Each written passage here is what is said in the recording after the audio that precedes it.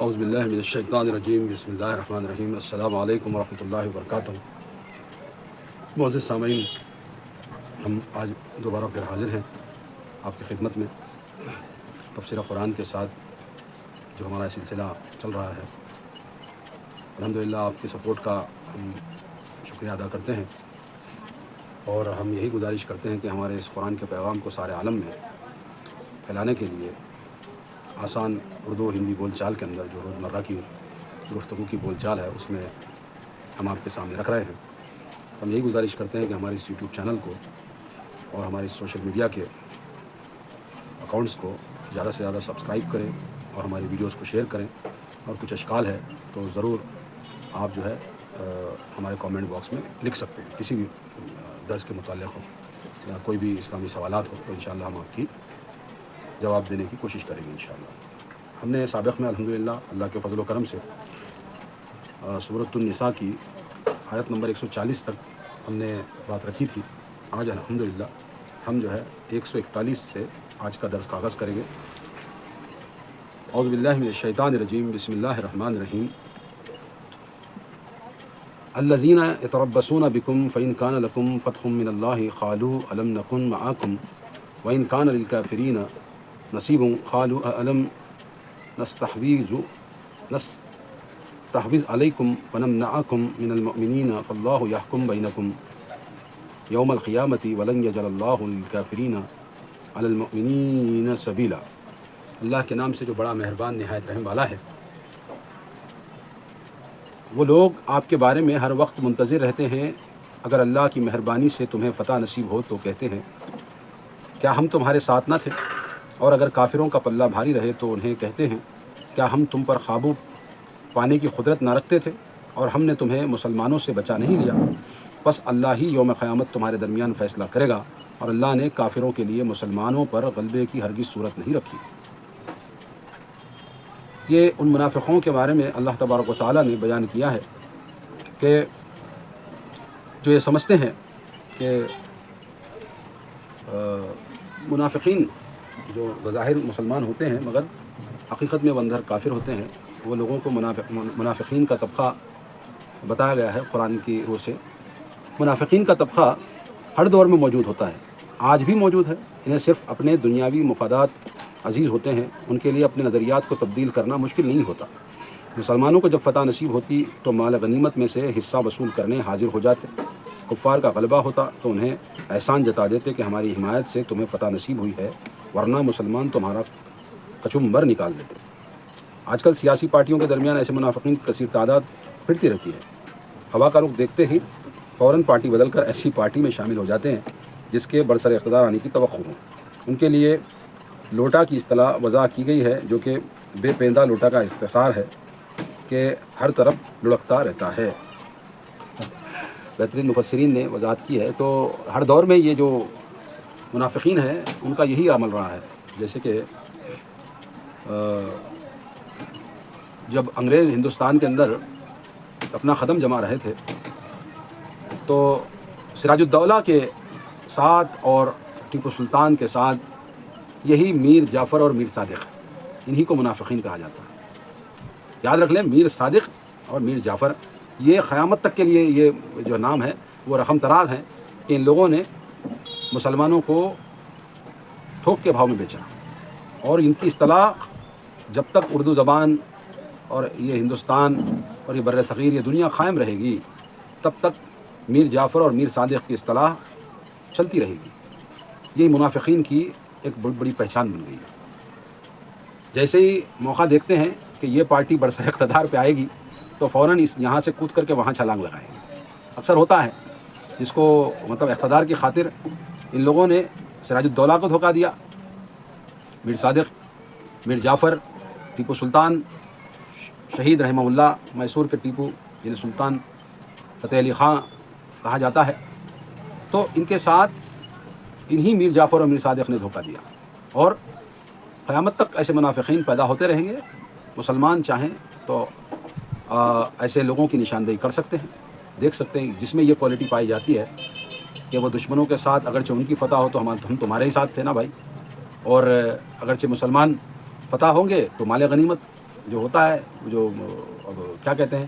آج کے دور میں تو جنگ و جدال نہیں ہے، ہاں مال غنیمت نہیں ہے، آج کے دور میں پارٹیاں ہیں، تو فوری طور پر اس کے منسٹری بیرسٹری کے طور پہ آ کے پہنچ جاتے ہیں، ہم تو تمہارے ہی ساتھ تھے،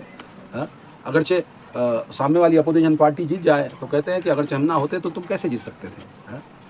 ہم نے ان کے ووٹ کاٹے ہیں۔ بہرحال جو بھی اصطلاح سیاسی طور پہ آج کے زمانے میں لگائی جا سکتی ہے، تو انہی کے بارے میں اللہ تبارک و تعالیٰ نے کہا کہ ایسے جاہل لوگ جو ہے خود کو مسلمان ظاہر کرتے ہوئے مسلمانوں کو دھوکہ دیتے ہیں، ان سے ہوشیار رہنا چاہیے۔ اور اللہ تعالیٰ یہ کہتا ہے کہ مسلمان کو جو ہے نشاندہی کراتے رہیں گے تمہارے بارے میں، کافروں کے لیے مسلمانوں پر غلبے ہرگز صورت نہیں رکھتی۔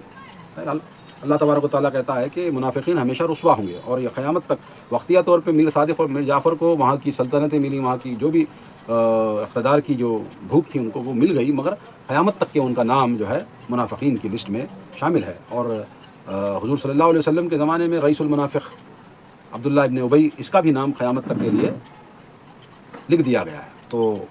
ایسے لوگوں سے ہوشیار رہنا چاہیے۔ آگے اللہ فرماتا ہے ان المنافقین یخادعون اللہ وهو خادعهم واذا قاموا الى الصلاة قاموا كسالى يراؤون الناس ولا يذكرون اللہ الا خلیلا۔ یہ منافق اللہ سے دھوکے بازی کرتے ہیں جبکہ اللہ ہی انہیں دھوکہ میں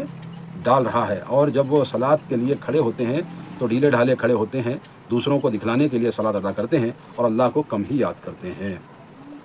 یہ ایک صفت جو ہے نماز کے تعلق سے اللہ تبارک و تعالیٰ بتاتا ہے کہ جو منافقین ہیں نا، ان کو نماز بڑی بھاری گزرتی ہے، اور یہ لوگوں کو دکھانے کے لیے نماز پڑھتے اور مسلمانوں جیسا حلیہ رکھتے ہیں، داڑھی رکھتے ہیں، ٹوپی رکھتے ہیں۔ صلاۃ سے فرار تو ممکن نہ تھا، ورنہ نفاق فوراً واضح ہو جاتا۔ اس زمانے میں بھی اگرچہ جو نماز نہیں پڑھتا تو وہ صاف ظاہر من کا فرض جو اللہ تبارک و تعالیٰ کے رسول صلی اللہ علیہ وسلم کی آنکھوں کے سامنے موجود تھا، وہ اگرچہ جو نماز نہیں پڑھتا، من ترک الصلاۃ فقد کفر، اس طرح کی جو ہے واضح طور پہ باتیں اللہ کے رسول نے بتا دی۔ ان کی صلاۃ روح سے خالی ہوتی ہے، نہ دل سے وضو کرتے ہیں، نہ اول وقت پہنچنے کی کوشش کرتے ہیں، مسجد سے ایسے بھاگتے ہیں جیسے کہ کسی بڑی مصیبت میں پھنسے ہوئے تھے، اور ذکر و اذکار صرف برائے نام ہوتا ہے۔ منافقت دو طرح کی ہوتی ہے، یعنی عملی اور اعتقادی۔ اعتقادی منافقت کی یہ اقسام ہے: رسول اللہ صلی اللہ علیہ وسلم کو جھٹلانا، رسولوں کی دی ہوئی کسی خبر کو جھٹلانا، رسول صلی اللہ علیہ وسلم سے بغض رکھنا، رسول کی دی ہوئی کسی چیز سے بغض رکھنا، دین کی اہانت پہ خوش ہونا، دین کی نصرت پسند نہ ہونا۔ عملی منافقت کی 5 اقسام ہیں: جب بولے تو جھوٹ بولے، جب وعدہ کرے تو جھٹلا دے، جب امانت رکھی جائے تو خیانت کرے، جب جھگڑا ہو تو فحش کلامی پر اتر آئے، جب معاہدہ کرے تو توڑ ڈالے۔ حضرت ابو ہریرہ رضی اللہ تعالیٰ عنہ کہتے ہیں کہ آپ صلی اللہ علیہ وسلم نے فرمایا کہ منافقوں پہ کوئی صلاۃ عشاء اور فجر سے بھاری نہیں ہوتی۔ اگر لوگ اس ثواب کو جانتے جو کہ ان نمازوں میں ہے تو گھسٹ کر بھی پہنچتے، اور میں نے ارادہ کیا کہ مؤذن سے کہوں کہ وہ تکبیر کہے اور کسی کو امامت کا حکم دوں، اور میں آگ کا شعلہ لے کر ان لوگوں کے گھروں کو جلا دوں جو ابھی تک صلاۃ کے لیے نہیں نکلے۔ بخاری شریف میں روایت موجود ہے، یعنی کہ منافقوں کی صفتوں میں یہ صفات ہیں۔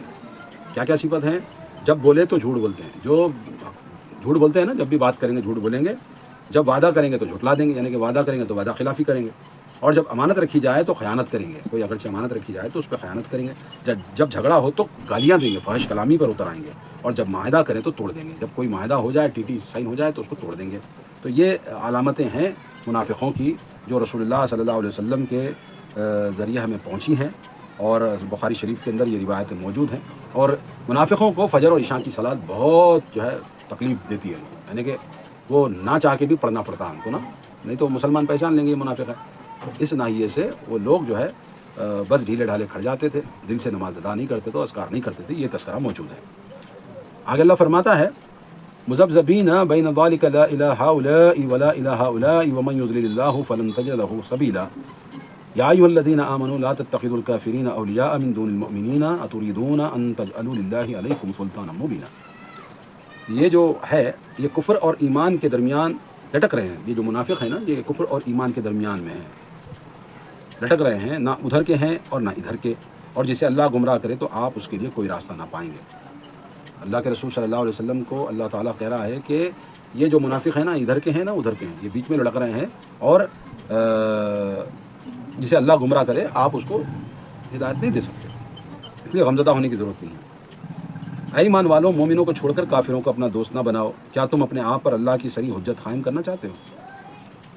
اللہ کہتا ہے مومن جو ہیں ان کو دوست بناؤ، کافروں کو دوست مت بناؤ، یہ اللہ کا حکم ہے۔ اللہ فرماتا ہے یعنی منع کرنے کے باوجود اگر ان سے دوستی کی پینگے بڑھاؤ گے تو گویا تم نے خود ہی اپنی سزا کے لیے جواز مہیا کیا۔ یعنی اللہ کہتا ہے کہ یہ کافرین ہیں، جو یہ غیر مسلم ہیں، مومنوں کے مقابلے میں ان سے دوستی نہیں، ٹھیک ہے، ان سے مال تجارت کرو، کاروبار کرو، سب کرو، مگر دوست جو ہے وہ تمہارا مومن بھائی ہی ہے۔ یہ وضاحت کی گئی ہے اس بارے میں۔ ان المنافقین فی الدرک الاسفل من النار ولن تجد لهم نصیرا الا الذین تابوا واصلحوا واعتصموا باللہ واخلصوا دینهم للہ فاولئک مع المؤمنین وسوف یؤتی اللہ المؤمنین اجرا عظیما۔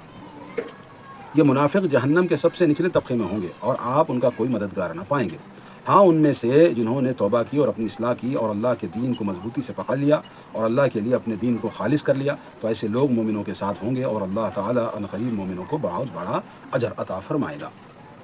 جہنم کا سب سے نچلا حصہ طبقہ جو ہے وہ حاویہ ہے اور وہاں بدترین عذاب ہوگا۔ یعنی کہ جو منافقین ہیں نا، ان کو جو عذاب اللہ تبارک و تعالیٰ دے گا جہنم کے سب سے نچلے گڑھے میں، جس کا نام حاویہ ہے، حدیثوں میں اس کے بارے میں آیا ہے، قرآن میں ذکر ہے اس کے بارے میں، تو حاویہ کے مقام میں منافقوں کو ڈالا جائے گا اور وہ بہت بری جگہ ہے، بہت سخت عذاب اللہ تعالیٰ ان کو دے گا۔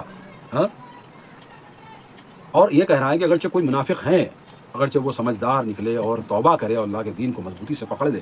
کہ اپنی جو بھی سابقہ گناہ ہے اس سے توبہ کر لے اور اس سے رک جائے، تو اللہ تعالیٰ ان کو اچھا بدلہ دے گا، ان کی توبہ قبول کرے گا، توبہ کریں تو۔ آگے اللہ فرماتا ما یفعل اللہ بعذابکم ان شکرتم وآمنتم وکان اللہ شاکرا علیما۔ اگر تم لوگ اللہ کا شکر ادا کرو اور خلوص نیت سے ایمان لے آؤ تو اللہ کو کیا پڑی ہے کہ تمہیں عذاب دے، کیونکہ اللہ بڑا قدردان اور سب کچھ جاننے والا ہے۔ یہ انتہائی حوصلہ افزا آیت ہے۔ آخر اللہ تعالیٰ کو کسی کو عذاب دینے کا شوق تو نہیں ہے، تم ایمان پر رہو اور شکر بجا لاتے رہو تو تمہیں کوئی خطرہ نہیں۔ اللہ کہہ رہا ہے کہ اللہ کو کوئی پڑی نہیں ہے تم کو خواہ کیوں عذاب دے گا، آخر تم اللہ کی بنائی مخلوق ہو، شیطان تمہیں ورغلائے تو تم بھٹک جاؤ تو تم عذاب کے مستحق ہو جاؤ، شیطان تمہیں بھٹک جائے تو پھر بھی تم اللہ پر توکل کر کے اللہ پر ایمان کامل رکھو، شیطان کی بات نہ مانو، تو اللہ تعالیٰ تمہارے لیے تو جنت بنایا ہے۔ تمہارا باپ جو آدم ہے وہ جنت کے لیے ہے، جنت کے لیے نہیں ہے۔ ہاں، شیطان اگرچہ تمہیں ورغلا کر کے غلط کاموں میں ڈالتا ہے تو توبہ کرو اس سے۔ یہی اللہ تبارک و تعالیٰ کہتا ہے کہ اللہ کو کوئی شوق نہیں ہے تم کو جہنم میں ڈالنے، تم کو عذاب دینے، اس کو کیا ضرورت ہے؟ ہاں؟ تو تمہارے ہاتھ میں ہے، اپنی اصلاح تمہارے ہاتھ میں ہے، نیک عمل کرو، اچھے عمل کرو، اللہ تبارک و تعالیٰ کا یہی کہنا ہے۔ آگے اللہ فرماتا ہے لا يحب اللہ الجہر بالسوء من القول الا من ظلم وکان اللہ سمیعا علیما۔ اللہ یہ پسند نہیں کرتا کہ کوئی شخص دوسرے کے متعلق علانیہ بری بات کرے، الا یہ کہ اس پر ظلم ہوا ہو، اور اللہ سب کچھ سننے والا اور جاننے والا ہے۔ مثلا قاضی یا حاکم کے سامنے اپنی شکایت رکھے یا لوگوں کے سامنے ظالم کی کرتوت بیان کرے تاکہ وہ اس کے خباثت سے بچ جائیں۔ کسی ایسے مقصد کے بغیر لوگوں کی برائیاں مشہور کرتے پھرنا ہی غیبت ہے، جو کہ گناہ کبیرہ ہے۔ یعنی کہ یہاں پر گناہ کبیرہ کے بارے میں تذکرہ ہے کہ اللہ یہ پسند نہیں کرتا کہ تم کسی کی برائیاں ظاہراً کرتے پھرو۔ ہاں، اگرچہ اس کے اندر منافقت ہے، اس کے اندر غلط باتیں ہیں، تو اس کے متعلق تمہارے پاس بات آئے تو تمہاری گواہی طلب کی جائے تو حاکم وقت کے سامنے اس کے بارے میں کہو، ورنہ خواہ کسی کی برائیاں بیان کرنا یہ غیبت ہے، اور غیبت جو ہے بہت بڑا گناہ ہے، کبیرہ گناہوں میں شرک، بدعہ، خرافات، قتل،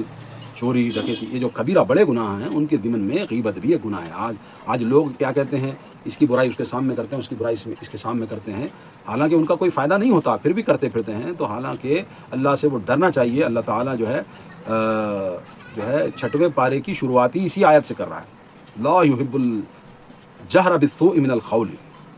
کہ اللہ پسند نہیں کرتا کہ کوئی شخص دوسرے کے متعلق علانیہ بری بات کہے یا غیبت کرے، تو غیبت سے بچنا چاہیے، اللہ تبارک و تعالیٰ یہی کہتا ہے۔ آگے اللہ فرماتا ہے ان تبدوا خیرا او تخفوه او تعفوا عن سوء فإن اللہ کان عفوا قدیرا۔ اگر تم کوئی بھلائی علانیہ کر دیا، خفیہ کر دیا، کسی کا قصور معاف کر دو تو اللہ خود بھی بڑا معاف کرنے والا اور ہر بات پر قادر ہے۔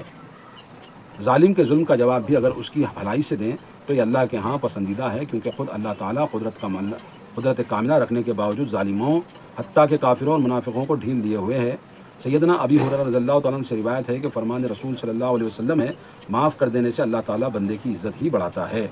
مسلم شریف کے اندر یہ روایت ہے۔ سیدنا ابن عمر کہتے ہیں کہ آپ صلی اللہ علیہ وسلم نے فرمایا، جس نے کسی مسلمان کی پردہ پوشی کی، یوم قیامت اللہ اس کی پردہ پوشی کرے گا۔ یہ بھی بخاری شریف کے اندر ہے. یعنی کہ اگرچہ کسی کے اندر برائی ہے اور کسی مسلمان کی برائی جو معمولی برائی ہے تو وہ برائی کو چھپائے، اس کی برائی نہ کرے، تو اللہ تعالیٰ اس کی پردہ پوشی کرنے کی وجہ سے قیامت کے روز تمہارے گناہوں سے پردہ پوشی کرے گا. تو لہذا کسی مسلمان کی برائی نہ کرتے پھریں. ٹھیک ہے، یہی اللہ تعالیٰ کیا کہتا ہے، اگر تم کوئی بھلائی علانیہ کرو یا خفیہ کرو، کسی کا قصور معاف کر دو، یعنی کہ تم اچھی بھلائی کرو، دکھا کر بھلائی کرو تو کوئی حرج نہیں ہے، کسی کو معاف کرو تو کوئی حرج نہیں ہے، اللہ تعالیٰ تمہیں اچھا بدلہ دے گا. اسی بارے میں اللہ تبارک و تعالیٰ کہتا ہے. آگے اللہ فرماتا ہے ان الذین یکفرون باللہ ورسلہ ویریدون ان یفرقوا بین اللہ ورسلہ یقولون نؤمن ببعض ونکفر ببعض یریدون ان یتخذوا بین ذلک سبیلا.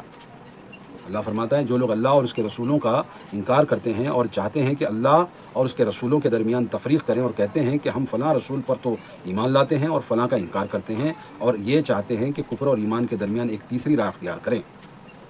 یعنی کہ ہم فلاں نبی کو تو مانیں گے، فلاں نبی کو نہیں مانیں گے، ایسا نہیں چلے گا. ایمان تو سارے نبیوں پر لانا پڑے گا. اللہ اور اس کے رسول صلی اللہ علیہ وسلم کے درمیان فرق کرنا یعنی اللہ اور اس کے رسول کے احکامات کو تو ماننا، اس کے رسول اور اس کے احکامات کا انکار کرنا کفر ہے. یعنی کہ اللہ کے احکام کو تو مانیں گے اور رسول کے احکام کو نہیں مانیں گے. جیسے کہ آج کل کے خود کو اہل قرآن کہنے والے یہ منکرین حدیث ہیں جو دہری ہیں بالکل، ان کو قرآن حدیث سے کوئی لینا دینا ہے، کوئی اسلام سے ان کا تعلق نہیں ہے. بحث مسلمانوں کے گھروں میں پیدا ہونے کی وجہ سے یہ قرآن کہتے ہیں، حالانکہ یہ قرآن کی دعوت نہیں ہے. جو وہ کہتے ہیں کہ ہم اللہ کی بات مانیں گے، ہم حدیث کو نہیں مانیں گے. رسول صلی اللہ علیہ وسلم کے احکامات، آپ کے اعمال، آپ کے افعال جو ہے، آپ کے صحابہ کی زندگی ساری حدیثوں کے اندر، صحیح حدیثوں کے اندر موجود ہے. تو ہم اس کو تو نہیں مانیں گے، ہم ہسٹری کو مانیں گے. تو ایسا کہنے والے بھی گمراہ ہیں، ان سے بچنا چاہیے. اور یہودی موسیٰ علیہ السلام کو تو مانتے ہیں مگر عیسیٰ اور آن جناب صلی اللہ علیہ وسلم کا انکار کرتے ہیں، اور عیسائی عیسیٰ کو تو مانتے ہیں مگر آپ صلی اللہ علیہ وسلم کا انکار کرتے ہیں. فی زمانہ منکرین حدیث سنت کی حجت کا انکار کرتے ہیں، حالانکہ قرآن و سنت میں سنت کی حجت کے دلائل بہت کثرت سے وارد ہوئے ہیں. دیکھیے میں نے کہا کہ یہودی جو ہے موسیٰ علیہ السلام تک تو مانتے ہیں، موسیٰ، ابراہیم، آدم اور نوح اور یہ سب مانتے ہیں موسیٰ علیہ السلام کا، یوسف وغیرہ، مگر عیسیٰ علیہ السلام کا انکار کرتے ہیں اور حضور صلی اللہ علیہ وسلم، محمد صلی اللہ علیہ وسلم کا انکار کرتے ہیں. اور عیسائی کیا ہے، موسیٰ کو بھی مانتے ہیں اور عیسیٰ کو بھی مانتے ہیں مگر محمد صلی اللہ علیہ وسلم کا انکار کرتے ہیں. تو اسی لیے ان سے کہا گیا ہے کہ تمام نبیوں کو ماننا پڑے گا، تبھی آپ نجات کے حقدار ہو، ورنہ نجات آپ سے ہٹ گئی. اور یہ چاہتے ہیں کہ تیسری راہ اختیار کریں. تو یہ نیا جو ہے انداز سے یہ منکرین حدیث جو اہل قرآن کو آپ کہتے ہیں، اور ایسے بہت سارے گروہ ہیں جو ہے سنت سے انکار کرتے ہیں، یعنی رسول سے انکار کرتے ہیں صلی اللہ علیہ وسلم. تو ایسے لوگ گمراہ ہیں اور ان کو اللہ تبارک و تعالیٰ دنیا اور آخرت میں اچھا بدلہ دے گا، زبردست ٹھکائی ان کی ہوگی. آگے اللہ فرماتا ہے اولئک هم الکافرون حقا واعتدنا للکافرین عذابا مہینا والذین آمنوا باللہ ورسلہ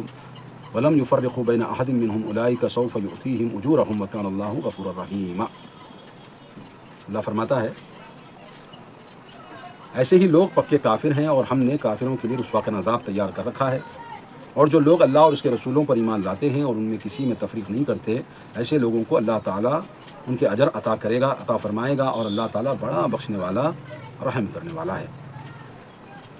نبیوں کی نبوت کو تسلیم کرنے میں کوئی تفرقہ نہیں کرتے، یعنی کہ جو ایمان والے ہیں وہ تمام نبیوں کو، رسولوں کو، ان پر نازل ہونے والی حقیقی کتابوں کو مانتے ہیں، اس پر ایمان لاتے ہیں، ان میں کوئی فرق نہیں کرتے. اور اللہ تعالیٰ ایسے ہی لوگوں کو بخشے گا اور ان پر رحم کرے گا. اگر اللہ فرماتا ہے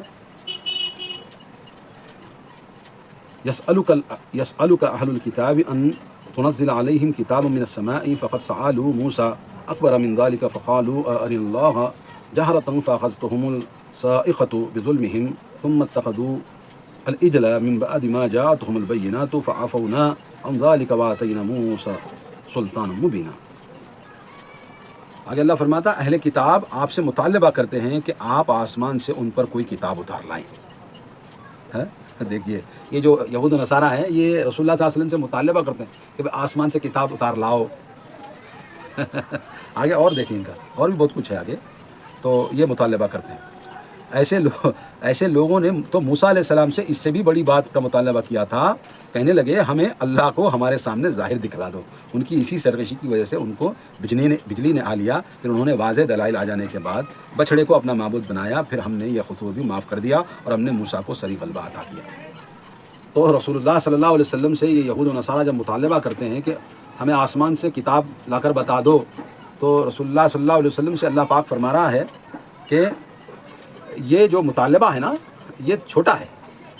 اور اس سے بھی بڑا مطالبہ یہود نے موسیٰ سے کیا ہے کہ ہمیں ظاہراً اللہ کو بتا دو، ظاہراً بتا دو۔ تو یہ کتاب لانے سے بڑا زیادہ مطالبہ ہے کہ اللہ تعالیٰ ظاہر ہو جائے ان کے سامنے، یہ مطالبہ کریں۔ تو جو جاہل اور کم ظرف اور کم عقل ہوتے ہیں وہ ایسے ہی مطالبہ کرتے ہیں، اور اللہ کہتا ہے کہ یہ موسیٰ علیہ السلام کے جو ہے طور پر چلے جانے کے بعد سرکشی کی اور جو ہے بچھڑے کو اپنا معبود بنا لیا، یعنی کہ اللہ کو چھوڑ کر بچھڑے کو اپنا معبود بنا لیا، گائے کے بچے کو جو بچڑا ہوتا ہے تو اس کو معبود بنا لیا، اس کا یعنی کہ اس کو سونے چاندی کو پگھلا کر کے اس کا بت بنایا اور اس کے سامنے اس کی عبادت کرنے لگے۔ تو یہ سارے واقعات پچھلے بھی صورتوں میں گزر چکے ہیں، اس کی تفصیل جو ہے اور آگے بھی آئے گی۔ تو یہی بات ہے کہ یہ مطالبہ اصل میں طلب تحقیق کے لیے نہ تھا بلکہ کٹ حجتی کے طور پہ تھا، اور اس کی مثال بالکل ایسی ہے جیسے کہ انہوں نے دعویٰ کیا تھا کہ اللہ تعالیٰ نے ہم سے عہد لے رکھا ہے کہ ہم کسی رسول پہ ایمان نہ لائیں جب تک کہ وہ ہمارے پاس ایسی قربانی نہ لائے جسے آگ کھا جائے۔ چنانچہ بھلا یہود اس وقت کب ایمان لائے تھے جبکہ موسیٰ علیہ السلام واقعی تختیوں پہ لکھی ہوئی آسمانی کتاب لائے تھے، اس وقت تو انہوں نے اس سے بھی بڑا مطالبہ پیش کر دیا کہ اللہ تعالیٰ ہمیں واضح طور پر دکھلا دیا جائے۔ بھلا جو تجلی موسیٰ علیہ السلام بلکہ پہاڑ بھی برداشت نہ کر سکا، وہ یہ کہاں برداشت کرتے جب عملی صورت میں تجلیات پڑیں تو مر گئے۔ یعنی کہ یہ موسیٰ علیہ السلام کو بھی اسی طرح جو ہے مطالبہ کیا تو انہوں نے تختیاں پر اللہ تعالیٰ کا کلام لائے، طور سے واپس اللہ تعالیٰ نے تجلی کے ذریعے سے لکھی ہوئی جو ہے ڈاکیومنٹیشن پتھروں پر تختیوں پر اللہ تعالیٰ نے موسیٰ علیہ السلام کے ہاتھ میں دیے، تو اور جب یہ لے کر موسیٰ علیہ السلام ہاتھ میں آئے تو ان سے مطالبہ کیے تو اب ہمیں ظاہری اللہ بتاؤ، تو بجلی نے انہیں آ لیا، بجلی ان پر پڑ گئی اور وہ مر گئے۔ تو یہ حال ہوا، اور جو ہے یہ واقعات عبرت کے لیے کافی بہتر ہے کہ یہ جو یہود قوم ہے نا یہ اتنی زہریلی اور جاہل قوم مر گئی ہے کہ یہ کٹ حجتی کرتی ہے نبیوں سے کی، موسیٰ، عیسیٰ اور جو ہے محمد رسول اللہ صلی اللہ علیہ وسلم۔ تو محمد رسول اللہ صلی اللہ علیہ وسلم نے ان کی اچھی جو ہے ٹھکائی کی اور ان کو جو ہے ان کے جو خلفاء ہے جزیرۃ العرب سے ان کو نکال دیا، اور یہ زندگی بھر جو ہے 1400 سال سے لے کر کے 50 سال 60 سال 100 سال جب سے یہ اسرائیل بنا، جب تک یہ بھٹکتے ہی پھرے، کوئی ملک انہیں پناہ دینے کے لیے تیار نہیں تھا۔ کبھی اسکاٹ لینڈ، کبھی پولینڈ، کبھی فن لینڈ، کبھی جرمنی، کوئی ملک ان کا نہیں بن سکا۔ تو یہ آخر کار جو ہے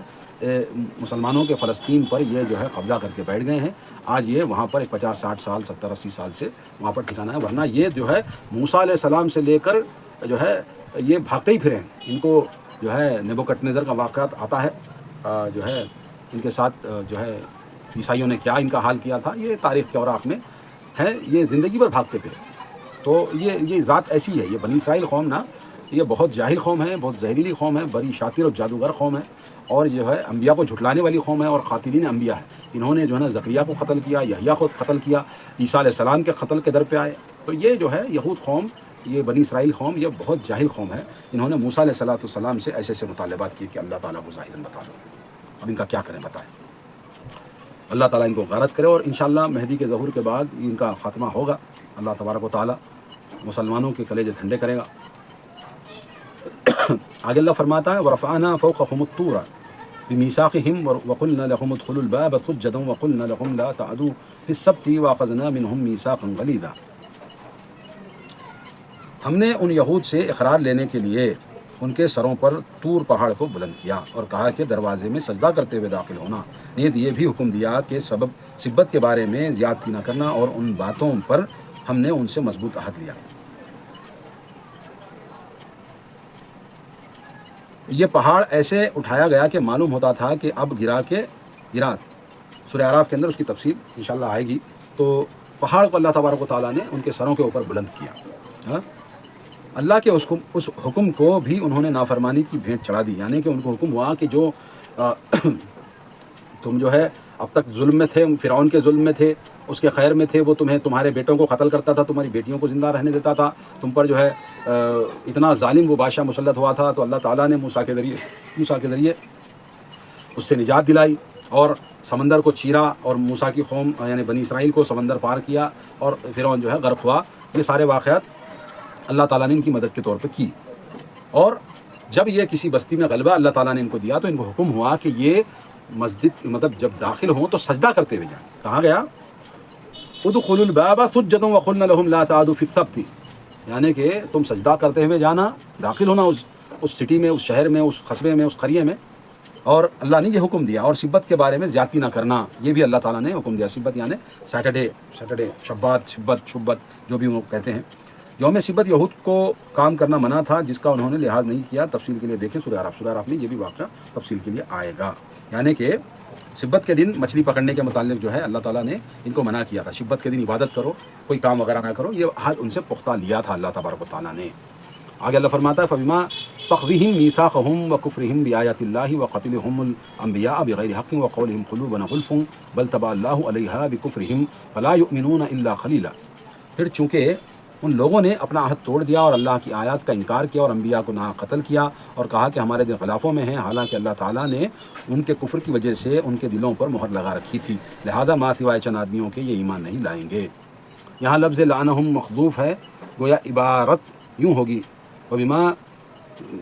نقضیہم میثاقہم لعنہم، ان کے عہد شکنی کی بنا پہ ہم نے ان پر لعنت کی، صرف اپنے عہد و پیمان ہی سے نہ پھرے بلکہ انبیاء کو قتل کیا۔ کٹ حجتی کے طور پہ کہتے کہ ہمارے دل تو غلافوں میں ہیں، کوئی نئی بات داخل نہیں ہو سکتی، حالانکہ ان کی خباثتوں کی کثرت کی بنا پر ان کے دلوں پر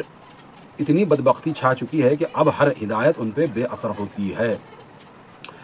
کہ عیسیٰ علیہ السلام نعوذ باللہ ولد الزنا اور یوسف نجار کے بیٹے ہیں۔ آج کل کے مسلمان عقل پرست بھی عیسیٰ علیہ السلام کی موجودانہ پیدائش کا انکار کرتے ہیں، یعنی کہ یہ جو ہے یہود جو ہے کہتے تھے کہ ہم پر تو برائی آ ہی نہیں سکتی، ہمارے جو دل ہیں وہ غلافوں میں اللہ تعالیٰ لپٹ کر رکھا ہے، ہمارے دل غلافوں میں، ہمیں کوئی برائی نہیں پہنچ سکتی، ہم برا سوچ بھی نہیں سکتے۔ حالانکہ ان کے حرکات کیا تھے، یہ عہد توڑتے تھے اور جو ہے انبیاء کو ناحق قتل کیا، جیسے میں نے کہا یحییٰ اور زکریا وغیرہ کو آپ نے قتل کیا، اور سابق میں بہت سارے انبیاء کو انہوں نے قتل کیا، اور عیسیٰ علیہ السلام کے قتل کے در پہ بھی ہو گیا، اور انہیں ولد الزنا کہا۔ مریم علیہ السلام کے ذریعے سے اللہ تبارک و تعالیٰ نے عیسیٰ علیہ السلام کو معجزانہ پیدا کیا۔ اس کا ذکر سورہ مریم اور سورہ آل عمران میں گزر چکا ہے، اور بہت ساری جگہ آگے بھی اللہ تبارک و تعالیٰ بیان کرتا ہے اس بات کا کہ مریم علیہ السلام نے معجزانہ طور پر اللہ کے حکم سے عیسیٰ علیہ السلام کو جنا ہے، تو یہ اس کا بھی انکار کیا۔ اور یوسف نجار نامی کہ جو ہے کارپینٹر یا لکڑی کا بڑی کا کوئی تھا بنی اسرائیل کا، اس کے اوپر نعوذ باللہ مریم سے زنا کا یہ جو ہے الزام لگاتے ہیں۔ ان کی تلمود وغیرہ ان کی جو کتابیں ہیں اس میں وہ جو ہے لکھتے پڑھتے ہیں اس بات کو، اور عیسیٰ علیہ السلام کو ولد الزنا نعوذ باللہ کہتے ہیں، حالانکہ آپ عیسیٰ علیہ السلام جو ہے وہ برگزیدہ پیغمبر ہیں اور بنا بات کے اللہ تعالیٰ نے معجزانہ طور پر ان کو اللہ تعالیٰ نے پیدا کیا، ٹھیک ہے۔ تو یہ جو ہے اس کا انکار کرتے تھے، اور جو ہے ان میں سے تھوڑے لوگ جو ہے ایمان لانے والے تھے ان انبیاؤں پر اور یہ اللہ کی باتوں پر، تھوڑے ہی لوگ ایمان، اکثر جو ہے ان کی بنی اسرائیل کی جو یہود ہے یہ لوگ گمراہ کے گمراہ رہے اللہ تبارک و تعالیٰ، اور انہوں نے بہت بڑا بہتان جو ہے لگایا ہے، مریم پر بہتان لگایا۔ آگے اللہ فرماتا ہے وَقَوْلِهِمْ إِنَّا قَتَلْنَا مَسِيحَ عِيسَى ابْنَ مَرْيَمَ رَسُولَ اللَّهِ وَمَا قَتَلُوهُ وَمَا صَلَبُوهُ وَلَكِنْ شُبِّهَ لَهُمْ وَإِنَّ الَّذِينَ اخْتَلَفُوا فِيهِ لَفِي شَكٍّ مِّنْهُ مَا لَهُم بِهِ مِنْ عِلْمٍ إِلَّا اتِّبَاعَ الظَّنِّ وَمَا قَتَلُوهُ يَقِينًا، نیز اس لیے کہ انہوں نے حق کا انکار کیا اور مریم پر بہتان بڑا باندھا، نیز یہ کہنے کی وجہ سے کہ ہم نے اللہ کے رسول مسیح عیسیٰ بن مریم کو قتل کر ڈالا ہے، حالانکہ انہوں نے اسے قتل نہ کیا اور نہ صلیب پر چڑھایا، بلکہ یہ معاملہ ان کے لیے مشتبہ ہو گیا، اور بلا شبہ جن لوگوں نے اس معاملے میں اختلاف کیا وہ خود بھی شک میں مبتلا ہیں، انہیں حقیقت کا کچھ علم نہیں، محض ظن کے پیچھے ہیں، اور یقیناً وہ انہیں قتل نہیں کر سکے تھے۔ یہودی عیسیٰ بن مریم کو رسول اللہ طنزاً کہتے ہیں، اور فقریہ ان کے قتل کا اقرار کرتے ہیں، یعنی کہ یہود کہتے ہیں کہ ہم نے عیسیٰ علیہ السلام کو قتل کر دیا، حالانکہ اللہ کہتا ہے کہ وہ قتل نہیں کر پائے، نہ وہ صلیب دے سکے۔ اس شبہ میں دنیا کی کثیر آبادی آج بھی مبتلا ہے، جبکہ یقینی بات یہ ہے کہ انہیں قتل نہ کر سکے، حالانکہ مسلمانوں کا ایک گروہ بھی شک میں مبتلا ہے، انہیں یہ سمجھنے میں بہت دشواری ہوتی ہے کہ اللہ تعالیٰ دنیا میں اس قسم کے معجزے صادر کرتے ہیں۔ اس کے بارے میں دلائل کے لیے دیکھیں مولانا عبد الرحمن کیلانی مرحوم کی کتابیں عقل پرستی اور انکار معجزات اور آئینہ پرویزیت۔ حالانکہ قرآن مجید کا اسلوب پکار کر کہہ رہا ہے کہ ان کا اٹھایا جانا عام لوگوں کے اٹھائے جانے سے مختلف ہے۔ احادیث کا تواتر اس پر مزید مہر تصدیق ثبت کرتا ہے۔ تفصیل کے لیے دیکھیں سورہ آل عمران، جیسے میں نے کہا، یعنی کہ یہود کہتے ہیں کہ ہم نے مریم کے بیٹے عیسیٰ کو قتل کر ڈالا، حالانکہ وہ اسے قتل نہیں کر سکے۔ صلیب جو یہ ہوتا ہے نا، یہ جو اس طرح ایک چوکونی دو لکڑیاں اس طرح ہوتی ہیں، اور اس پر جو ہے ایک جو ہے انسان کو لٹکا کر کے اس کو قتل کرتے ہیں۔ اس کو بہرحال اس زمانے میں کس طرح اس کو پھانسی دیتے تھے یا کیا کرتے تھے، صلیب سے مطلب صلب کرنا، تو یہ بہت بڑا جو ہے اس زمانے کا گناہ شمار کیا جاتا تھا، ویسے گناہ گار کو وہ دیتے تھے۔ تو وہ کہتے ہیں کہ فخریہ طور پر یہود عیسیٰ علیہ السلام کو صلیب دے چکے ہیں، اور وہ صلیب پر مر چکے ہیں، اور عیسیٰ کے جو ماننے والے ہیں عیسائی بھی ہیں اسی بات کو مانتے ہیں کہ انہوں نے دنیا کے انسانوں کی خاطر جو ہے اپنے آپ کو مسلوب کر لیا۔ حالانکہ اللہ تبارک و تعالیٰ ان دونوں باتوں کو رد کرتا ہے کہ اللہ تعالیٰ نے نہ صلیب پر چڑھایا یہودیوں نے، نہ قتل کر سکے، اور نہ ہی جو ہے عیسائی عقیدے کے مطابق وہ تیسرے دن زندہ ہوئے، بلکہ اللہ تبارک و تعالیٰ نے جسم سمیت، جسم اور روح سمیت اللہ تعالیٰ نے اپنی طرف عرش کی طرف بلا لیا، آسمانوں پہ بلا لیا، اٹھا لیا۔ اور تفاسیر میں اسرائیلیات میں آتا ہے کہ وہ جو ہے کسی دوسرے شخص کے اوپر وہ عیسیٰ علیہ السلام کی چھبی ڈالی گئی جو اس کو ڈھونڈنے گیا تھا، تو اسی کو جو ہے یہودیوں نے لایا اور اس کو صلیب دی وغیرہ وغیرہ۔ واللہ اعلم بالصواب، اس بارے میں کوئی مصدقہ بات نہیں ہے ہمارے پاس۔ ابو ہریرہ رضی اللہ عنہ کہتے ہیں کہ آپ صلی اللہ علیہ وسلم نے فرمایا، اس وقت تمہارا کیا حال ہوگا جب عیسیٰ علیہ السلام نازل ہوں گے اور تمہارا امام تمہیں میں سے ہوگا، یعنی وہ بھی شریعت محمدی کی اتباع کریں گے۔ یعنی قیامت کے پہلے میں نے کہا نا، امام مہدی کا ظہور کے بعد جو ہے عیسیٰ علیہ السلام کا نازل ہوگا، اور اللہ کے رسول بخاری شریف کی روایت ہے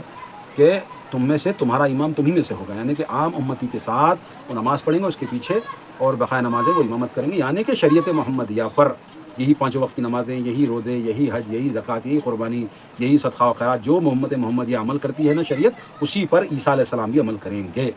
یہ جو ہے اللہ کے رسول صلی اللہ علیہ وسلم نے بخاری میں بیان کیا ہے۔ اللہ تبارک و تعالیٰ آگے فرماتا ہے، بل رفع اللہ الیہ وکان اللہ عزیزا حکیما، یعنی کہ بلکہ اللہ تعالیٰ نے اسے اپنی طرف اٹھا لیا تھا، اور اللہ زوراور اور حکمت والا، جیسے میں نے کہا کہ اللہ تعالیٰ نے انہیں اپنی طرف بلا لیا۔ وَإِن مِّنْ أَهْلِ الْكِتَابِ إِلَّا لِيُؤْمِنُنَّ بِهِ قَبْلَ مَوْتِهِ وَيَوْمَ الْقِيَامَةِ يَكُونُ عَلَيْهِمْ شَهِيدًا بِظُلْمٍ مِّنَ الَّذِينَ هَادُوا حَرَّمْنَا عَلَيْهِمْ طَيِّبَاتٍ أُحِلَّتْ لَهُمْ بِصَدِّهِمْ عَن سَبِيلِ اللَّهِ كَثِيرًا۔ اللہ تبارک و تعالیٰ کہتا ہے کہ اور تمام اہل کتاب ابن مریم کی موت سے پہلے ضرور اس پر ایمان لائیں گے، اور قیامت کے دن وہ ان کے خلاف گواہی دیں گے۔ یہودیوں کے اسی ظلم کی وجہ سے اور بہت سے لوگوں کو اللہ کی راہ سے روکنے کی وجہ سے ہم نے ان پر کئی پاک چیزیں حرام کر دی جو پہلے ان کے لیے حلال تھیں۔ یعنی کہ ابو ہریرہ کہتے ہیں کہ اللہ اکبر،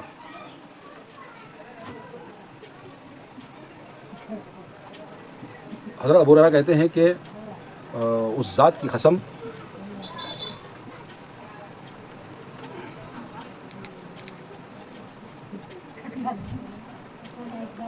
ابو ہریرہ کہتے ہیں کہ